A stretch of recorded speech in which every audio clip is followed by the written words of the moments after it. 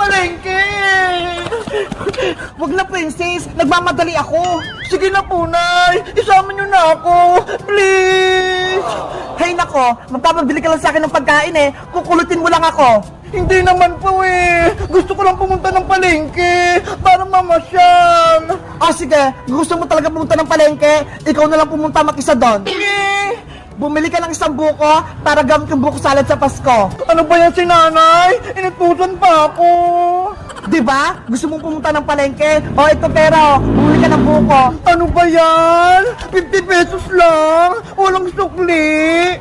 Bilisan mong bumili. Antayin kita sa bahay. Opo! Si Nanay naman eh! Gusto ko lang naman sumama sa palengke! Pero ako pa yung inutusan bumili ng buko! Bumili na kayo ng buko. Matamis to. Gawin yung buko salad sa Pasko. Ay, si Bebang! Nagtitinda ng buko! Sa kanya na lang ako bibili! Bebang! Princess, saan ka pupunta? Pinabibili ako ng buko ni Nanay sa palengke! Mabuti na lang nakita kita! Tama-tama. Bili mo na tong paninda kong buko, princess. Magkano yung isang buko, Bebang? 40 pesos lang isa. Ay! Ang mura naman! May sukli pa akong 10 pesos! Sige, Bebang! Pabili ako ng isa! Okay, eto princess oh. Ang bigat! Eto ba ko, Bebang oh! Eto naman yung sukli mo, princess oh. Ayos! May 10 pa ako! Ibibili ko na lang ito ng pagkain sa tindahan! Aalis na ako, Bebang! Salamat, princess. Ay, initindahan ni Aling Sonia! Bibili na ako! Buko, dito ka lang ha! Antayin mo ako! Aling Sonia! Pabili po ako! Oh no! Salamat po! Ito po yung bayad ko! Kakain na ako!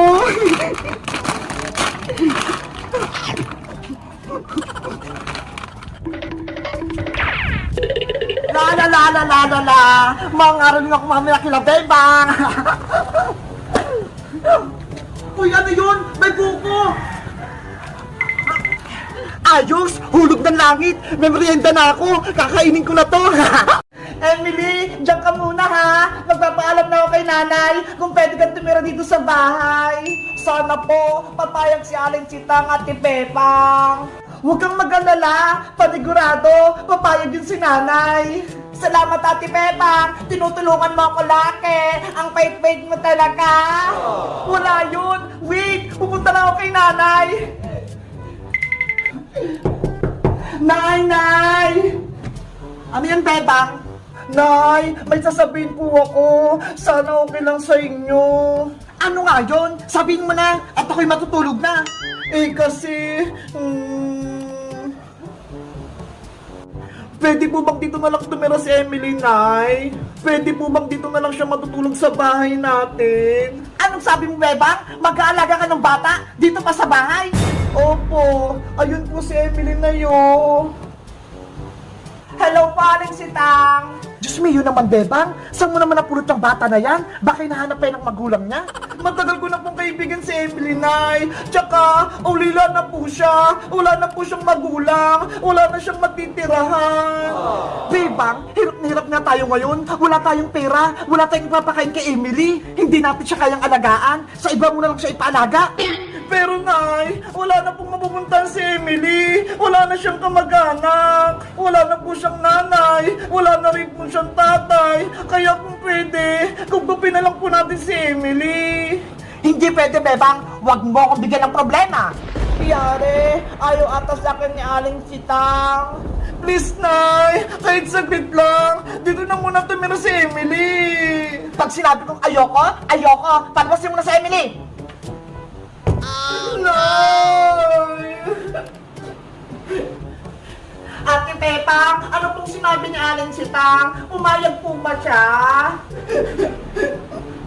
Emily, ayaw ni Nanay na dito ka tumira sa amin. Sana ako matutulog, Ate Bebang. Nabahan na yung bahay namin. Huwag kang mag-alala, Emily. Hindi kita mababayaan. May naisip akong paraan. Ano pong gagawin gagawin natin natin, Bebang? Ayaw sa akin ni Aling Sitang. Kahit ayaw sa'yo ni Nanay, dito pa rin kita patutulugin sa bahay. Eh paano po? Nakikita tayo ng nanay mo. Meron akong baybayin dun sa may taas. Dun kita patutulugin. Talaga, Ate Bebang? Tara, umakyat tayo para makita mo. Yay! Huwag kang maingi, Emily. Baka marinig ka ni Nanay. Oopsie! Akyat na tayo.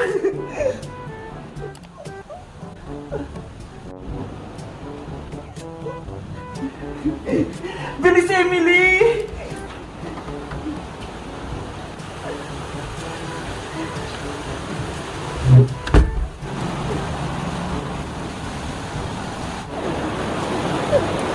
Ano kayang itsura ng tutulugan ko? Charot! Dito ka matutulog, Emily, sa aking baybahayan. Wow! Ang ganda! Ang laki pa! Habang wala ka pang bahay, dito ka muna tumira. Bilis! Pumasok ka na sa loob! Okay pa! Ay! Ang lambot-lambot na pupuan! Tapos may mga stop toys pa! Ano? Nagustuhan mo ba yung baybayan mo, Emily? O, Pati Bebang! Ang ganda-ganda! Maluwag! Ang sarap-sarap matulog siguro dito!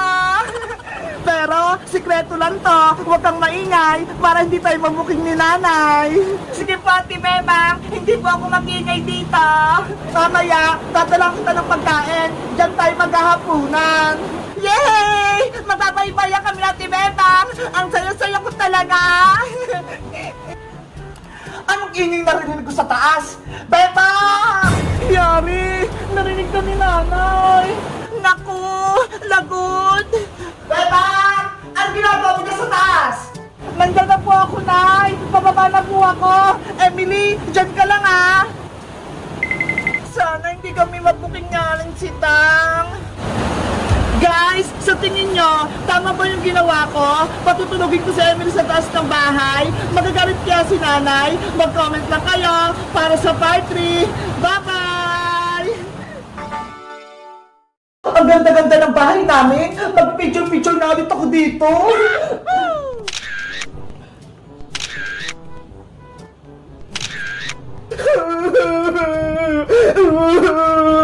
Ayoko na dito sa bahay. May kapatid pala ako. Hindi ko alam.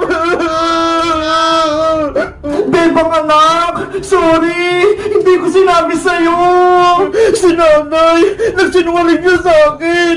Hindi niya sinabi na may ate pala ako.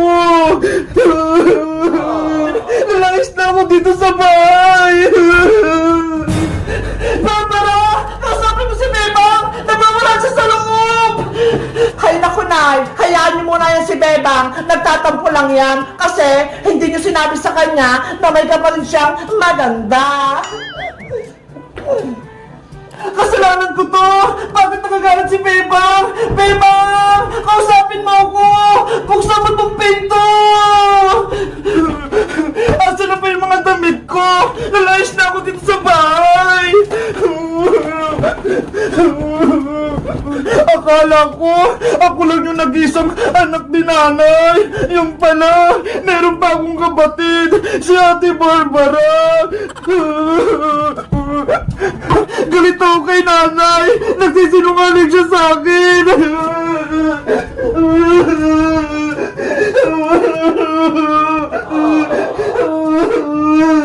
Bebang anak! Buksan mo tong pinto! Mag-usap tayo! Ayaw ko sa'yo, Nay! Nagtatampo ako! Sabi mo sa akin dati, ako lang yung anak mo! Yan pala, may kapatid ako!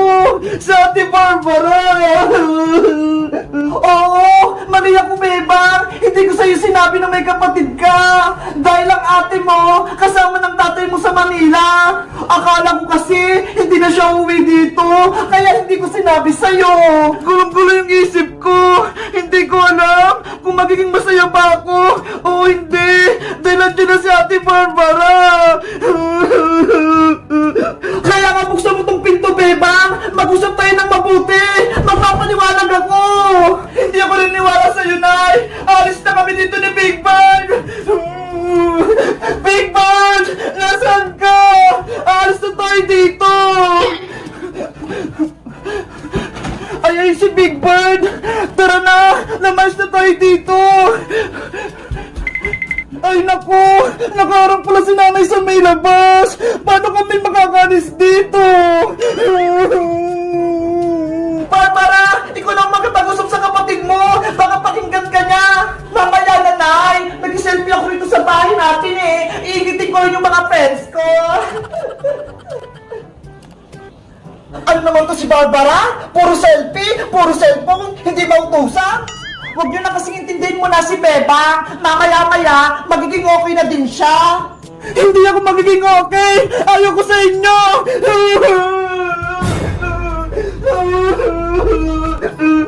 Ang okay naman ito ni Beba. Akala mo naman, ang ganda-ganda. Well, nag-selfie na nga lang ulit ako.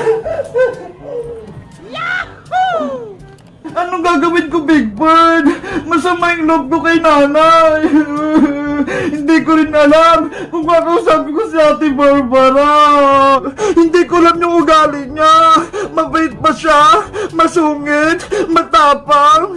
Hindi ko alam kung magiging close kami. Hindi ko alam yung pakiramdam ng may kapatid. Sana, hindi na lang siya nagpakita dito sa bahay at hindi ko na rin nalaman na may kapatid ako.